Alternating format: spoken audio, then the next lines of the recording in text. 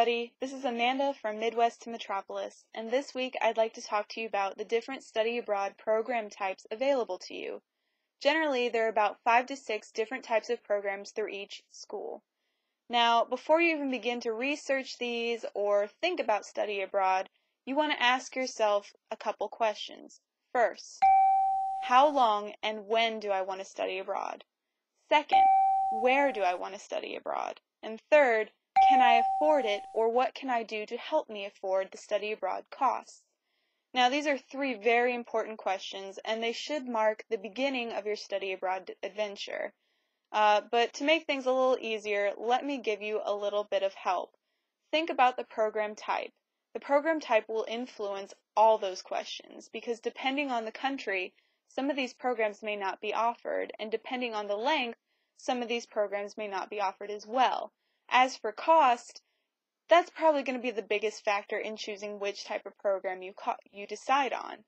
The first 2 are very similar. They're departmental and Purdue or other college-administered programs. For sake of argument, I'm going to stick with Purdue for now, but if you're at a different university, you can easily apply these to your university, as most study abroad offices are the same, especially with the Big Ten colleges in the United States. Departmental programs are run through, obviously, the departments, and they generally last from 4 days to 4 weeks. Generally, at Purdue, a professor leads the program and teaches only one course, and you can earn from 1 to 9 credit hours, depending how long you're there, from 4 days to 4 weeks. These programs are targeted at people who prefer on-site support from a program leader, have never traveled abroad before, and feel more secure being with fellow students from Purdue or your college. Now, the Purdue or college-administered programs are slightly different. Departmental programs are shorter and tend to be within the one department, so for sake of argument, an engineering department. Purdue or college-administered programs are designed and administered by the Study Abroad Office and typically take place over the summer, so it doesn't really have anything to do with the department.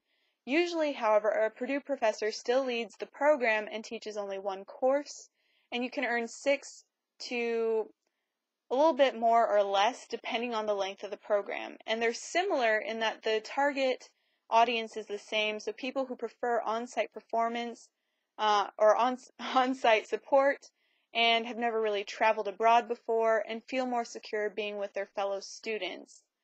Now, the next 3, the top 3, are the most well-known and have more variety than Purdue-administered or college-administered and departmental programs. The first and most well-known are the exchange programs. Now, exchange programs are based on agreements that your college or university will maintain with other academic institutions around the world. If you enroll as a regular student at that university instead of, say, at Purdue, but you still pay the regular tuition you would pay to Purdue. Basically, if you're an in-state student going to an in-state college, this is the ideal program for you, as you're going to be paying in-state tuition no matter what. If you're an out-of-state student, it might be a little more expensive because you'll still be paying out-of-state tuition to Purdue. This program is right for people who prefer to pay their home school like they usually do, who want to be independent and want to be fully integrated into the local culture. Literally, when you go over there, someone from there comes back, you literally swap places. So it's great for being immersed into the local culture and forcing yourself to either learn a language or be more open about culture.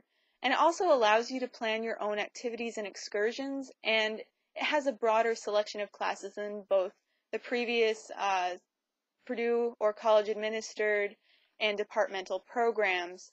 But what's really good about exchange is that it has a varied length. You can either go for an academic year or just a semester. Summer programs with exchanges are very rare, considering summer vacations between colleges are kind of different because, let's face it, each country has its own sort of set seasons and academic year. For instance, in Japan, summer doesn't really begin until a little bit after ours. Like, I think in June is when classes really start going for the summer. So it's somewhat similar, but Not quite. Similar to that are the direct enroll programs. It is basically the same as the exchange, a little less well known, but it is more expensive. If you're still interested in an exchange type atmosphere, but say you're an out-of-state student, this is probably a better bet for you because you'll still be paying the same amount. Or if you want to not exactly swap places, it offers a little bit more variation, but still, if you're independent, you want to be fully integrated, this is a great way to go. And the third one, which is almost as well known as the exchange, are co-sponsored programs. Basically, these are study abroad programs that are organized by agencies specializing in international education, such as Arcadia, IES, DIS, and of course CIEE, the program I'm going through. You have to be accepted. There's several steps for co-sponsored programs. You have to be accepted to the University Study Abroad program, to the Program Study Abroad program, and then finally to the host University Study Abroad program. But it's a good experience. It's a comprehensive program usually. You live in residence halls, apartments, private homes, or hotels, such as the CIE summer program. What I like about co-sponsored programs is it is a little bit more varied than exchanges. It offers summer, semester, or academic year, and the times are more inclusive, I would say. And it also includes excursions and field trips, so you don't necessarily have to plan them yourself. They plan them for you. Although it still includes time to study abroad or travel independently or during the weekends or the holidays. And they're right for you if you prefer something that's specifically designed for U.S. students. Co-sponsored programs tend to be that way to help U.S. students get a broader understanding of the world. And if you want a lot of on-site support and you prefer to travel with organized excursions, co-sponsored programs don't necessarily lead you by the hand everywhere, but they do make sure you have your feet planted cleanly and clearly on the ground. Exchanges are more letting you fly by the seat of your pants, from what I've heard. But both different types are very beneficial. You just have to be the right person to appreciate one or the other. But with all the programs that I've talked about so far, financial aid is available for everything. You just have to find it. In a different video, perhaps next week, I'll talk about the different financial resources you can use. For instance, if you are a Pell recipient, the Gilman Award is open to you. You can apply for financial aid through your university, and there's other little websites and tricks you can use and ways to support yourself by raising money, raising awareness. So it's very open for anyone who wants to study abroad.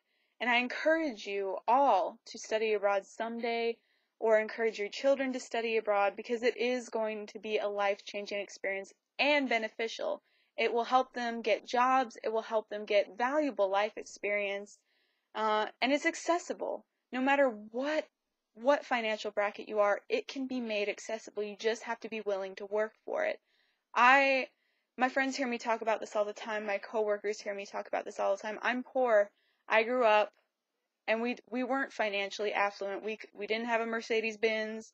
We didn't go anywhere and everywhere. We didn't, we weren't poor, but we weren't rich either. And growing up, I knew I would have to anything I wanted to do in life, I would have to do it myself. And that's not a bad thing. I thank my parents a lot for that, because it made me into the person who I am. And now I can sit here or stand wherever and say, if you're willing to work hard for something, it will happen. All you have to do to study abroad, if you're not financially affluent enough to do it on your own, is try. Try, and look. There are avenues everywhere you can utilize. And now that I've stood on my soapbox, I would like to take you again to my travel corner for a Know Before You Go segment. Welcome to my second Know Before You Go. This week's Know Before You Go is another similar one to the Passport Protector. This one is a neck wallet. I again got this at Walmart for $5 I think it was, and I got it through Protégé. Now what a neck wallet does is it enables you to carry your items, sorry, I'm getting it open now, items so people can't see them. So you'll wrap it around your neck and you can stuff it down your shirt. And as you can see, you can't really tell. And whenever you need your money out, there we go. You got your neck wallet. Now mine comes with this nice little protector right here, so I can put my international student ID or my school student ID for quick flashing. It's also got credit card pockets inside and a back zipper pocket for more coins and money, which will be nice. And it can also hold my passport and protector, which will be nice because as an international student you need to carry them, or even just as an international traveler, you should always carry your passport with you to make sure that it is secure. Basically, I'll wear this around this summer, and hopefully no one will steal my stuff. It's a great way to deter theft because you'd pretty much have to, I think it'd be pretty obvious if someone was reaching down your shirt and you'd be like, oh, someone's trying to steal my money, and you wouldn't just stand there. So it's a good thing to have. It's encouraged by a lot of study abroad programs and websites. And that is this week's Know Before You Go. I hope you found the Know Before You Go interesting, insightful, and helpful. I hope to have more little tidbits for you guys as I go along this summer and the closer I get. As of right now, it is exactly 2 months until I get on a plane and leave, which is kind of scary for me, but a major, major thing. And I hope you join me next week. I'm not sure exactly. I'm tied between financial aid and something more culturally related. If you have a preference, please let me know, and catch you later.